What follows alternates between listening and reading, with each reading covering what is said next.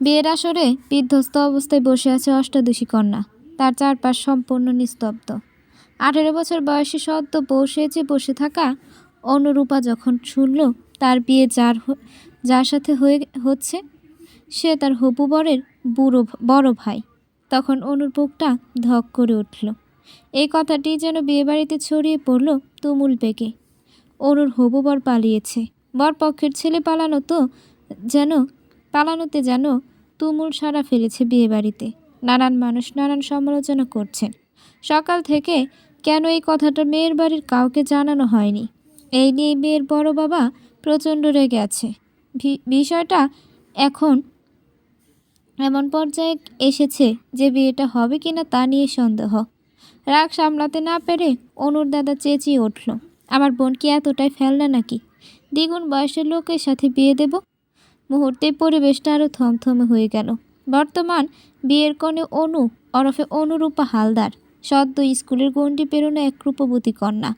বাড়ির সবার ছোট হওয়ায় বড্ড আদরের, সবার চোখের মণি, প্রাণের খনি। সবাই তাকে আদর করে অনু বলে ডাকে। অনুরূপার বাবা অনল হালদার, পেশায় ব্যবসায়ী। অনুর মা রূপালী হালদার, গৃহিণী। অনুর বাবার 2 ভাই 1 বোন। অনুরাও 2 ভাই বোন। বড় ভাই অরুণ হালদার, সে বাবার সাথে নিজের ব্যবসার দেখাশোনা করছে।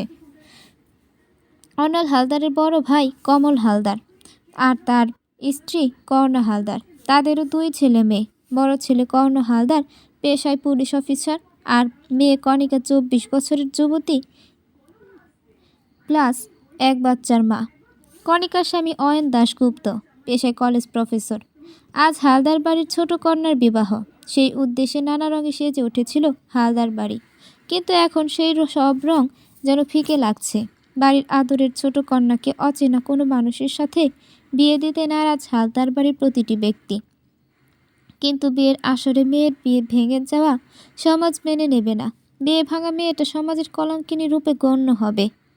এতক্ষণ সবটা চুপচাপ পর্যবেক্ষণ করছিল বর বেশে থাকা অভি ওরফে অভিজাত চৌধুরী, বয়স 30। তাতে কি, দেখতে 26 বছরের যুবক মনে হয়। পরনে লাল পাঞ্জাবি, সাদা পায়জামা, মাত্রাতিরিক্ত ফর্সা শরীরে লাল পাঞ্জাবিতে তাকে দেখতে কেমন রূপকথার রাজকুমারের থেকে কম লাগছে না। গালে হালকা চাপদাড়ি, সিল্কি চুলগুলো স্পাইক করা, পেটানো বলিষ্ঠ শরীর, রূপে গুণে একদম পারফেক্ট। কে যেন যে কোনো নায়ককেও হার মানাতে সক্ষম অভিরাজ চৌধুরী। পরিস্থিতি বেগতিক বুঝতে পেরে অভিরাজ চৌধুরীর বড় ভাই ও অনিকেশ চৌধুরী এগিয়ে এলেন এবং হাত জোর করে অত্যন্ত মার্জিত কণ্ঠে বললেন, ক্ষমা করবেন, যার সাথে আজ বিয়ে হওয়ার কথা ছিল সে আমার মামাতো ভাই। তাকে আজ সকাল থেকে পাওয়া যাচ্ছে না, তাই আমরা সবাই এতই চিন্তিত ছিলাম যে কাউকে জানানোর সময় ছিল না। আমরা তো একটা মেয়ের বিয়ে এভাবে ভেঙে দিতে পারি না, তাই আমার ভাই অভিরাজকে দাপা বিয়ে করতে বলেছেন। ও কোনো দিক থেকে খারাপ না, আর বয়স নিয়ে আপনাদের প্রবলেম নেই, সেটা মাত্র 12 বছরের ডিফারেন্স, বাকিটা আপনাদের ইচ্ছা। অনিকেতের কথা শেষ হতে অভিরাজ উঠে দাঁড়ালো, গম্ভীর কণ্ঠে বলে উঠল, কনের বাড়ির লোকের সাথে আমি কিছু কথা বলতে চাই। অরুণ কিছু বলতে উদিত হতেই অনল হালদার তাকে থামিয়ে দিলেন। অতঃপর অভিরাজ সহ তার বাবা ভাইকে অপরের রুমে আসার জন্য বললেন। অরুণ, কর্ণ আর কমল হালদার গেলেন অনল হালদারের পিছু পিছু। আর বউ সেজে বসে থাকা অনুরূপা ভাবতে লাগলো 1 বছর আগের অতীত, যার জন্য আজ সে এই পরিস্থিতিতে। তবে কি বিয়েটা হবে না? ভাবতেই জল গড়িয়ে পড়ল অনুর চোখ থেকে। ঘণ্টাখানিক আলোচনা শেষে তারা ফিরে এলেন। আবারও হইচই মুখরিত হলো চারপাশ।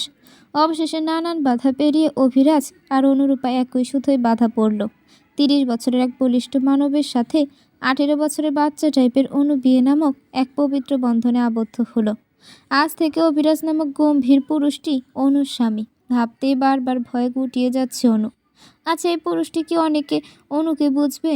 অনুর অতীত মেনে নিয়ে তার পাশে থাকবে? অনুর স্বপ্ন পূরণ করবে? নাকি আর 5টা বিবাহিত মেয়ের মতো অনুকেও সংসারের বেড়াজাল আবদ্ধ করে দেবে? এসব ভাবতে ভাবতে বিদায়ের ঘণ্টা বেজে উঠল। বিদায় শব্দটি 3 অক্ষরের শব্দ হলেও এর গভীরতা বিশাল। এই বিদায়টা চিরদিনের হোক বা ক্ষণিকের, আমাদের মেনে নিতে ভীষণ কষ্ট হয়। মেয়ের বিদায় বেলা প্রতিটা বাবা মায়ের বুক ফেটে কান্না আসে, বুকের ভেতরটা শূন্য হয়ে যায়। তবুও কন্যা সন্তানের পিতামাতা হলে এক সময় বিদায় তো জানাতেই হবে। এটাই যে জাগতিক নিয়ম। এই সহজ কথাটা যেন অনু মানতে পারছে না। বাবা মা পুরো পরিবার ছেড়ে যেতে সে নারাজ। অনাবরত কেঁদেই যাচ্ছে। অনুর বড় ভাই অরুণ বারবার বোনকে আগলে কাঁদছে। অনুর বাবা মা একটু দূরে দাঁড়িয়ে কাঁদছেন। অনুর বাবা শক্ত মনের মানুষ হলেও মেয়ের বেলায় তিনি ছিলেন নরম মাটির মানুষ, অনেকটা শক্ত ডাবের ভেতর থাকা নরম শ্বাসের মতো। কলিজার টুকরো মেয়েটা তার বড্ড আদরের ছিল। আজ কিনা সেই আদরের কন্যাটাকেই বিদায় দিতে হবে। মেয়েটা তার ঘোর আধারে ঢেকে অন্যের ঘরের আলো হয়ে যাবে ভাবতেই চোখ দুটো ভিজে গেল অনল হালদারের। অনুরিমা এবার ভাইকে ছেড়ে বাবার কাছে আসতে তিনি ভেজা চোখে মেয়ের হাত ধরে এগিয়ে গেলেন। একটু দূরে দাঁড়িয়ে থাকা অভিরাজের দিকে অভির হাতে মেয়েকে তুলে দিয়ে তিনি বলে উঠলেন, বাবা, আমার মেয়েটা বড্ড আদরের, ওকে তুমি দেখে রেখো। ভুল করলে বুঝিয়ে বলো, ও যে বড্ড অভিমানী, একটু মানিয়ে নিও। সর্বশেষে অভির বাঁ হাতটা শক্ত করে ধরে মেয়ের দিকে তাকিয়ে বললেন, সুখী হও তোমরা। আর কিছু বলতে পারলেন না তিনি। কান্নায় গলা ভেঙে আসলো। অভিরাজ অনুর হাত ধরে গাড়িতে নিয়ে বসালো। তারপর এগিয়ে গিয়ে অনুর বাবার হাত ধরে তাকে আশ্বস্ত করলো। অতঃপর সেও গাড়িতে বসে রওনা হলো বাড়ির উদ্দেশ্যে। অনুর শুরু হলো এক নতুন জীবন। বাইক বাদে যে কোনো পরিবহনে বমি পায় অনুর, আজও এর ব্যতিক্রম নয়। তাছাড়া সকাল থেকে কিছুই খাওয়া হয়নি। বিয়ের ভারী শাড়িতে অস্বস্তির মাত্রা বেড়ে গেল কয়েক গুণ। অনু অস্বস্তিতে হাঁসফাঁস করতেই অভিরাজের চোখে পড়ল। অভিরাজ গাড়ির কাজটা নামিয়ে আস্তে করে অনুকে ডাকলো, রূপ। অস্বস্তি ভুলে অনুরূপা ফট করে অভিরাজের দিকে তাকালো। সবাই অনুরূপাকে অনু নামেই সম্বোধন করে। এই প্রথম কেউ তাকে অন্য নামে ডাকলো। ডাকটা যেন অনুর কাছে ভীষণ আদরে শোনালো। রূপ নামটা যেন অনুরূপার হৃদয়ে এক মুঠো ভালো লাগার পরশ এঁকে দিল। অনুরূপাকে এমন করে তাকিয়ে থাকতে দেখে অভিরাজ প্রথমে ভরকে গেল, পরে নিজেকে সামলে নরম গলায় বলল, বেশি খারাপ লাগছে রূপ? এই কথায় যেন অস্বস্তিটা আবার মাথাচাড়া দিয়ে উঠল অনুর। আর না পেরে অনু কান্না মিশ্রিত গলায় কিছুটা জোরেই বলে উঠল, নামবো আমি। গাঢ় অন্ধকার, নিঃশব্দ পরিবেশ, আকাশে মেঘমালাদের ভিড়। হয়তো অনেকক্ষণ বাদে ঝুম বৃষ্টি নামবে। পাশের ফাঁকা মাঠ থেকে হু হু করে হাওয়া বইছে। শুনশান রাস্তার ধারে এক নাগারে বমি করে যাচ্ছে অনু। পাশে অভিরাজ দাঁড়িয়ে অনুকে সামলাতে ব্যস্ত। বরযাত্রী আসা মানুষ আগেই মাইক্রো করে চলে গেছে, তাই অভিরাজ কারো কাছে সাহায্য চাইতে পারছে না। ফোন করে যে কাউকে জানাবে সে উপায়টা নেই। অনু একটু শান্ত হতেই অভিরাজ ড্রাইভারকে ইশারা করলো পানি নিয়ে আসার জন্য। ড্রাইভার অভিরাজের ইশারা পেয়ে তৎক্ষণাৎ পানি আনতে চলে গেল গাড়িতে। অভিরাজ ততক্ষণে অনুকে বুকে ঠেস দিয়ে দাঁড় করালো। গালে হাত দিতেই অনু দুর্বল চোখে ওর দিকে তাকালো। অনুর এই দৃষ্টিভঙ্গিতে অভিরাজের বুকের ভেতর কেন যেন ধক করে উঠল। অনুভূতিরা উথাল পাথাল ঢেউয়ে আছড়ে পড়তে লাগলো বুকের ভেতর। অভিরাজ অনুর মুখের দিকে একটু আগালো। হালকা ফু দিয়ে অনুর কপালে পড়ে থাকা কিছু ছোট চুলগুলো সরিয়ে দিল। ঠিক তখনই ড্রাইভার পানি নিয়ে আসায় ঘোর কাটে অভিরাজের। পানির বোতল নিয়ে অভিরাজ অনুর মুখ ধুয়ে দিল। অতঃপর নরম কণ্ঠে বলে উঠল, একটু পানি খাও রূপ, ভালো লাগবে। অনু দুর্বল শরীরে পানি খেয়েই অভিরাজের গায়ে ঢলে পড়ল।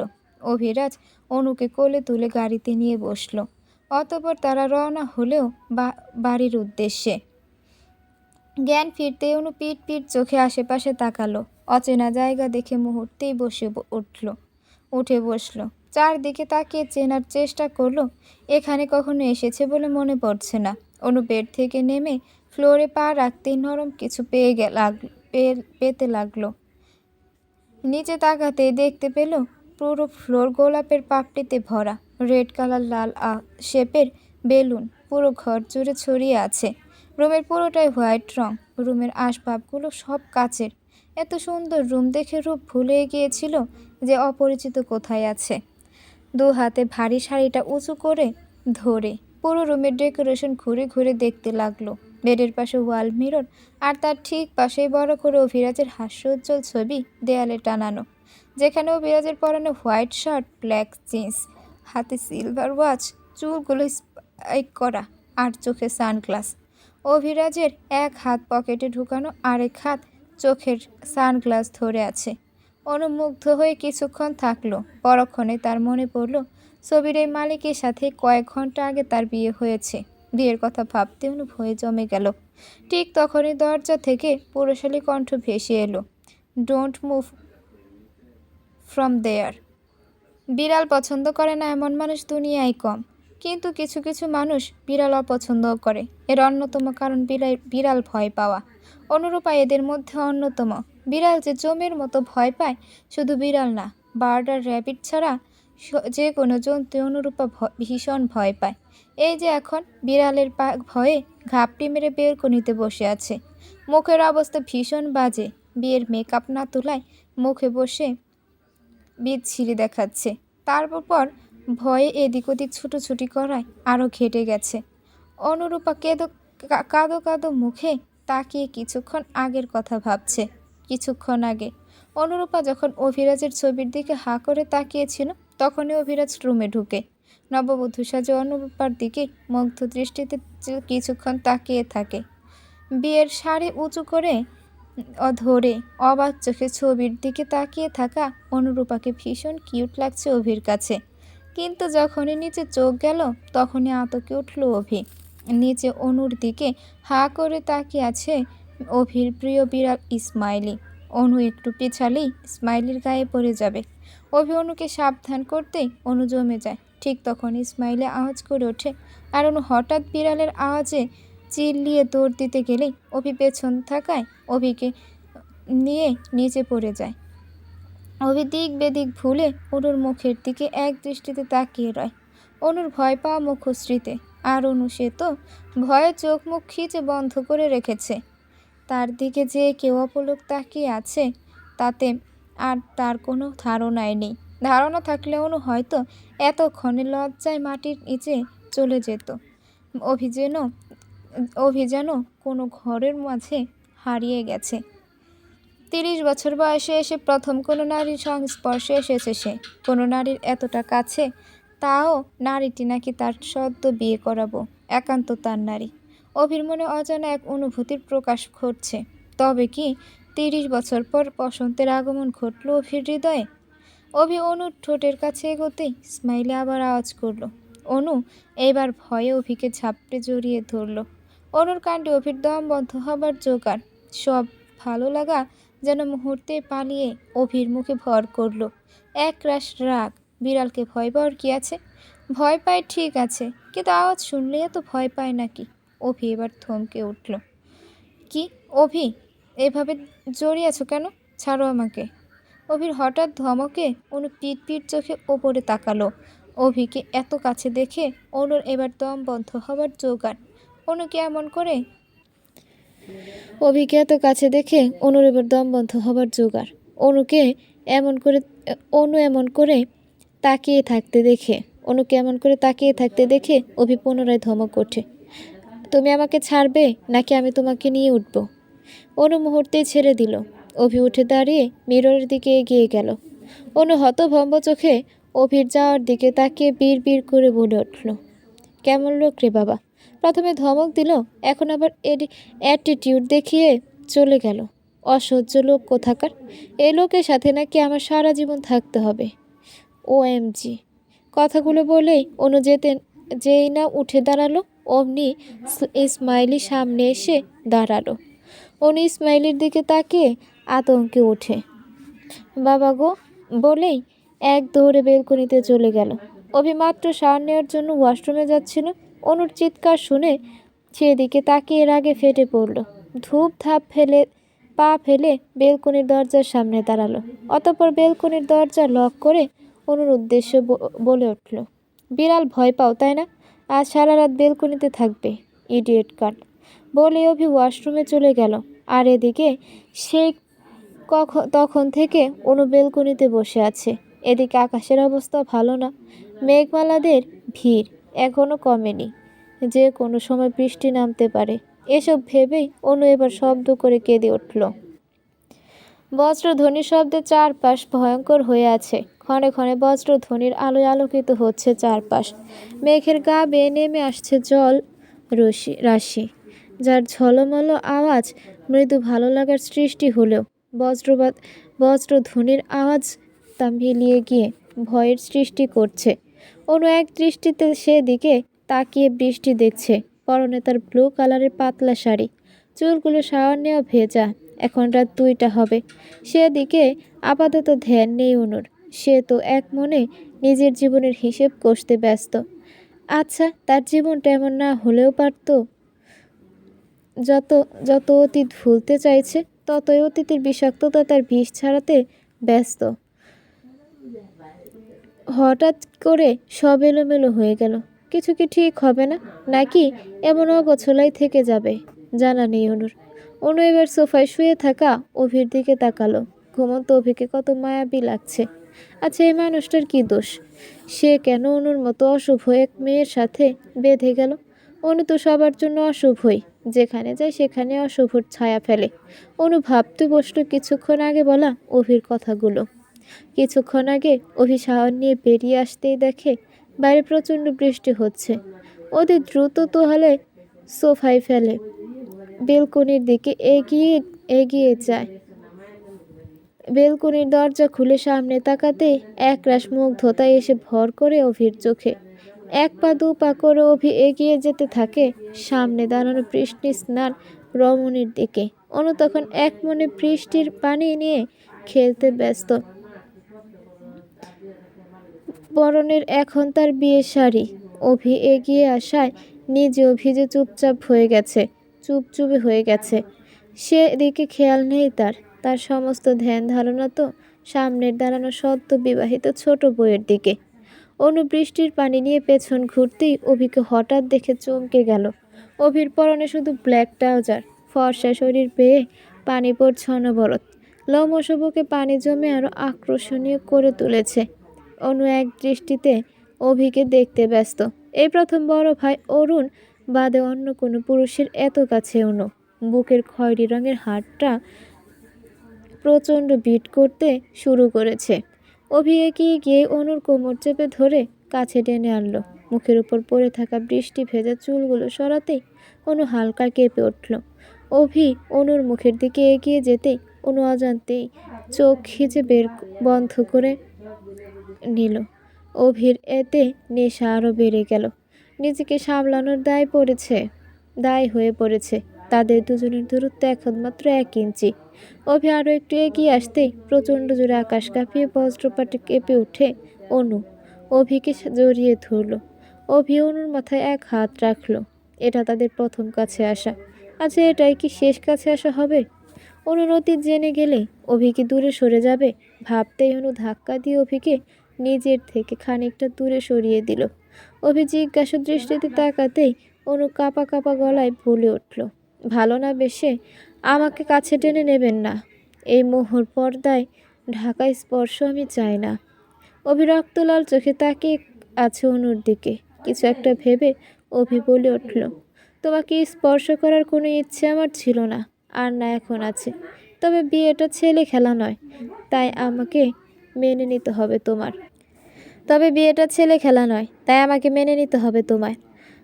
সেটা তুমি চাও আর না চাও, আমার থেকে কোনোদিন মুক্তি পাবে না তুমি।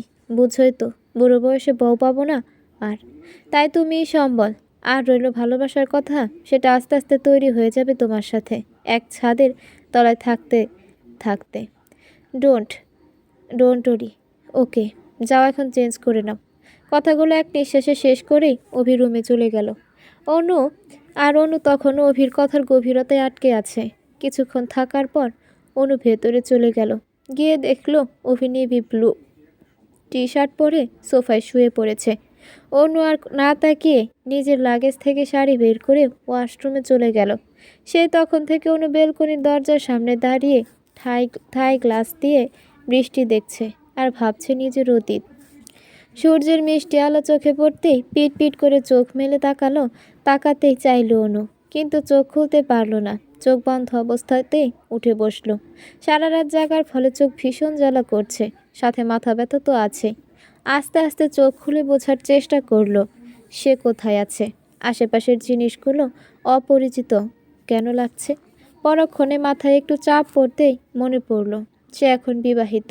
শ্বশুরবাড়িতে আজ তার প্রথম দিন। কাল তো গাড়িতেই স্থান হারালো, তারপর সোজা বাসর ঘরে। এই বাড়ির কাউকে দেখেও নি এখন পর্যন্ত। হঠাৎ অভির কথা মনে হতেই সোফায় তাকালো অনু। কিন্তু অবাক করা বিষয়, সোফা খালি। অনু রুমে চোখ বুলিয়ে অভিকে দেখতে পেল না। ওয়াশরুমের দিকে চোখ যেতেই দেখলো সেটা ভেতর থেকে লক করা। তাহলে অপু ওয়াশরুমে গেছে। এসব ভেবেই বেড থেকে উঠে দাঁড়ালো। বেলকনির দিকে চোখ যেতেই কিছু না ভেবে সোজা বেলকনিতে চলে গেল। বেলকনিতে এসে অনুর অশান্ত মনটা মুহূর্তে শান্ত হয়ে গেল। প্রকৃতির অপার সৌন্দর্য দেখে হারিয়ে গেল সে প্রকৃতির মাঝে। সত্যি বলতে আমিও প্রকৃতির মাঝে হারিয়ে যাই। আর সেটা যদি হয় বৃষ্টি ভেজা প্রকৃতির কল্পনায় ডুবে থাকা প্রকৃতি প্রেম বলে কথা। কাল সারা রাত বজ্রবিদ্যুৎ সহ ভয়ঙ্কর বৃষ্টি হলেও সকালটা পুরো শান্ত। বৃষ্টি ভেজা নরম রোদে সকালটা আরও আরামদায়ক হয়ে উঠেছে। অনু বেলকনির গাছগুলোর দিকে তাকালো। এখনো গাছের পাতায় পানি জমে আছে, যা এই গ্রীষ্মকালে অনুর কাছে শিশির বিন্দু মনে হচ্ছে। অনু ভালো করে বেলকনির দিকে তাকালো। পুরো বেলকনিতে জুড়ে নাম না জানা হরেক রকম ফুল গাছ। বেলকনিতেও যে মানুষ এত ফল গাছ লাগায়, এটা অনু আজ প্রথম জানলো। জানলো না, দেখেও নিল। বেলকনির রেলিং ঘেঁষে একটা আম গাছ আছে। গ্রীষ্মকাল হওয়ার দারুণ গাছ ভর্তি আম ঝুলে আছে। পুরো বাগান জুড়ে গোলাপ গাছের অবস্থান বেশি। কয়েকটা বেলিও আছে, তবে ছোট। কিন্তু তাতেও ফুল দেখে অনু অবাক হলো। ভালো করে তাকিয়ে বুঝলো কলম করা গাছ, তাই ফুল ফুটে আছে। বেলকনি দিয়ে কিছু লতানো গাছও রয়েছে। কিছু কিছু জায়গায় ফুল ফুটেছে, লাল লাল ছোট ছোট ফুল। তবে অনু চিনল না কি গাছ এটা, আর ফুলগুলো অনুর কাছে অপরিচিত। বেলকনির থেকে দূরে হঠাৎ রুমের দেওয়াল ঘেঁষে লম্বা টাইপের বড় দোলনা লাগানো। অনু সেদিকে এগিয়ে গেল। এটা যদি 1 বছর আগের অনু হতো, তাহলে এতক্ষণে বেলকনির অবস্থা নাজেহাল হয়ে যেত।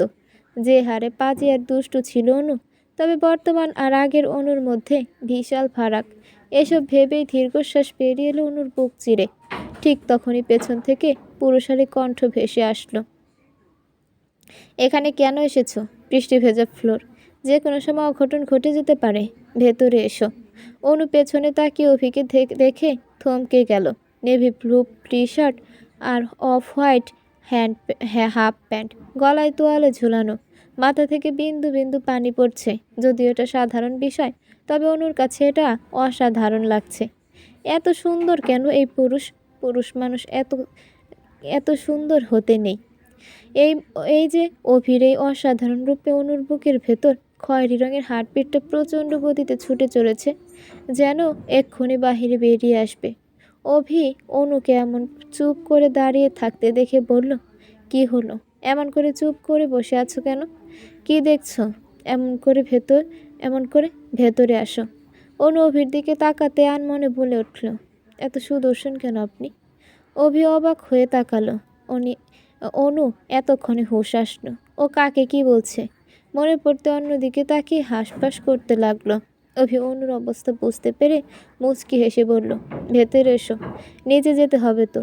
কথাটা বলে আর এক মুহূর্ত না দাঁড়িয়ে রুমে চলে আসলো। না হলে অনু আরও লজ্জা পেত। অনু ধীরে সুস্থে রুমে এলো।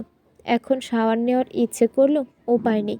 ঘড়িতে অলরেডি 8টা বাজে। শাওয়ার নিতে গেলে আরও দেরি হবে। এমনিতেও কাল রাতে একবার শাওয়ার নিয়েছে, তাই আর না ভেবে ফ্রেশ হতে চলে গেল অনু। অভি অনুর যাওয়ার দিকে কিছুক্ষণ তাকিয়ে কারবাট খুলে একটা প্যাকেট ব্যাডে রেখে বেলকনিতে চলে গেল।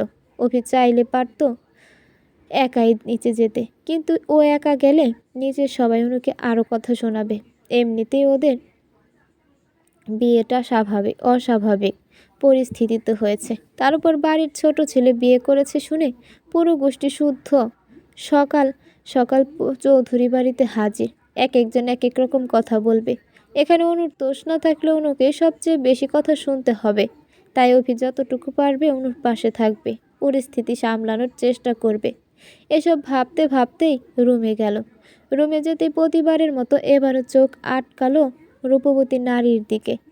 তার দেওয়া লাল রঙা শাড়িটি পরে নিচের কুচিগুলো এবারও চোখ আটকালো রূপবতী নারীটির দিকে।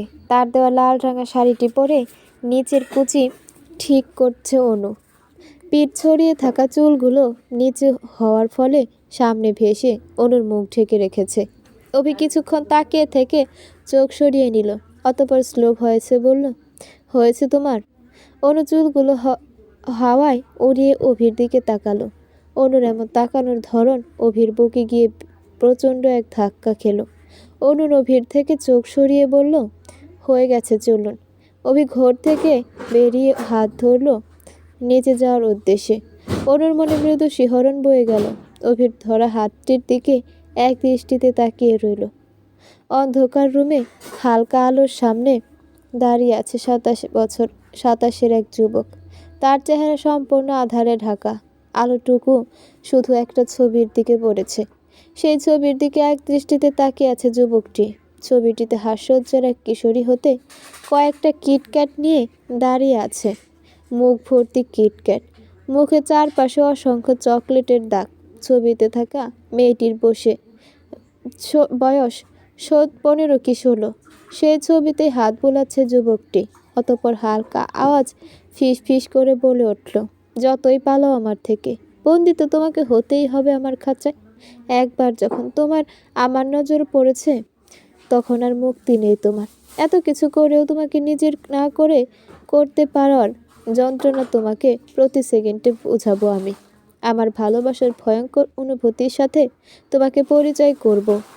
আমার ক্ষুদ্র কোনা, খুব তাড়াতাড়ি তোমার জীবন এলোমেলো করতে আসছি আমি। বলেই বিকট শব্দে হাসতে লাগলো। সেই হাসির মানে কতটা ভয়ঙ্কর তা যে কেউ দেখলেই আন্দাজ করতে পারবে। খাবার টেবিলে বসে আছে অনু। অভিষেক কখন থেকে অনুকে খাইয়ে দিচ্ছে, থামাথামির কোনো নাম নেই। এবার অনু বমি এসে যাচ্ছে। অভি খুব ভালো করে বুঝতে পারছে, তবুও থামছে না। অনুর এখন মনে হচ্ছে খিদের কথাটা বলে বড্ড ভুল করে ফেলেছে সে।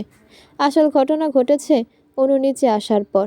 অনু নিচে আসতেই সবাই তাদের দিকে তাকায়। লাল শাড়ি পরে ঘোমটা দেওয়া অনুকে দেখে পরিপূর্ণ যুবতী মনে হচ্ছে। অনুর এক হাত অভির হাতের মুঠোয়। উপস্থিত সবাই বিষয়টা স্বাভাবিকভাবে নিলেও অভির মামি সেটা দেখে চোখ ঘুরিয়ে অন্য দিকে তাকালেন। অভি আর অনুকে এই মুহূর্তে দেখে মনে হচ্ছে না এদের অস্বাভাবিক বিয়ে হয়েছে। তাদের দুজনকে দেখে মনে হচ্ছে এরা অনেক দিনের পরিচিত। অভি অনুর হাত ধরে নিচে নেমে এসে তার বাবার সামনে দাঁড়ালো। অভির বাবা মিস্টার রাজেশ চৌধুরী ওদের দেখে মৃদু হাসলেন। অনু সালাম করতেই তিনি অনুকে নিজের পাশে বসতে ইশারা করলেন। অনু অভির দিকে তাকাতেই অভি আশ্বস্ত করলো। তারপর নিজে সামনের সিঙ্গেল সোফায় বসলো। রাজেশ চৌধুরীর অনুর মাথায় হাত বুলিয়ে বলে উঠলেন, আমি জানি মা তোমার পরিস্থিতিটা, তবে দেখো সব ঠিক হয়ে যাবে। উপরওয়ালা যা করেন ভালোর জন্যই করেন, তিনি কাউকে নিরাশ করেন না। আমি মন থেকে দোয়া করি সুখে থাকো তোমরা। কথা শেষ হতেই অভির মা মিসেস অবনী এগিয়ে এসে অনুর হাত পাশে বসে বলেন, তুমি ভারী মিষ্টি একটা মেয়ে। অভির জন্য তো আমি এমনি একটা বউ চেয়েছিলাম। জানো, তোমাকে যেদিন প্রথম দেখেছিলাম সেদিনই আমার ভীষণ পছন্দ হয়েছিল। ভেবেছিলাম আমার ছেলের বউ না করতে পারি, ভাইয়ের ছেলের বউ তো করবই। কিন্তু আর কিছু বলার আগে অভি থামিয়ে দিল অবনীকে। এসব কথা না বলাই ভালো, না হলে অনুর খারাপ লাগতে পারে। অভি কিছু বলবে তার আগে অভির মামি বলে উঠল, এই মুখপুরি মেয়ের জন্য আমার ছেলের রাজ আমার কাছে নেই। এই মুখপুরি মেয়ের জন্য আমার ছেলের রাজ আমার কাছে নেই। না জানি কোথায় আছে, কিভাবে আছে। আর অভি, তোকেও বলি, তোর ভাইয়ের হবু বউকে নিয়ে বিয়ে করতে তোর বিবেক বাধা দিল না একটু? তার উপর বিয়ে হতে না হতেই বউয়ের গোলামি করছিস। আর এই মেয়ে, তুমি এই অসময়ে ঘুম থেকে উঠে পটের বিবি সেজে ঘুরে বেড়াচ্ছ। কোথায় সকাল সকাল শাশুড়িকে উঠে হেল্প করবে তা না, এসেছো একেবারে বরের হাত ধরে। ভালোই হয়েছে আমার ছেলেটা তুমি বিয়ে করেনি, না হলে। আর কিছু বলার আগে অভি কাচের ফ্লাওয়ার ভাসটা মেঝেতে ছুঁড়ে মারল। মুহূর্তেই পরিবেশ থমথমে হয়ে গেল। অনু এতক্ষণ কষ্ট করে নিজের চোখের জলগুলো আটকে রেখেছে, কারণ সে চায় না কেউ তার চোখের জল দেখুক। চোখের জল মানুষের দুর্বলতা প্রকাশ করার অন্যতম মাধ্যম। তাই অনু না কেঁদে শুধু শক্ত হয়ে বসেছিল। কিন্তু অভির এই রূপ আচরণে প্রচণ্ড ভয় পেয়ে চোখ তুলে অভির দিকে তাকালো। অভির ব্যতিক্রম মুখমণ্ডলের দিকে তাকিয়েই মুহূর্তেই চোখ নামিয়ে নিল। অভি বসা থেকে উঠে ওর মামির সামনে দাঁড়ালো। ওর মামি এতক্ষণ এত কথা বলেও এবার অভির চেহারা দেখে আতঙ্কে উঠল। অভি গম্ভীর কণ্ঠে বলে উঠল, ওকে, তুমি এত কথা শোনানোর কে হও মামি? যেখানে আমার ফ্যামিলির কারো কোনো প্রবলেম নেই ওকে নিয়ে, সেখানে তোমার এত পরিচিত প্রবলেম আসে কোথা থেকে? আর কি যেন বলেছিলাম, ওর জন্য তোমার ছেলের কাছে নাই কেন? ও কি তোমার ছেলেকে চলে পালিয়ে যেতে বলেছিল? আয়ান তো কাউ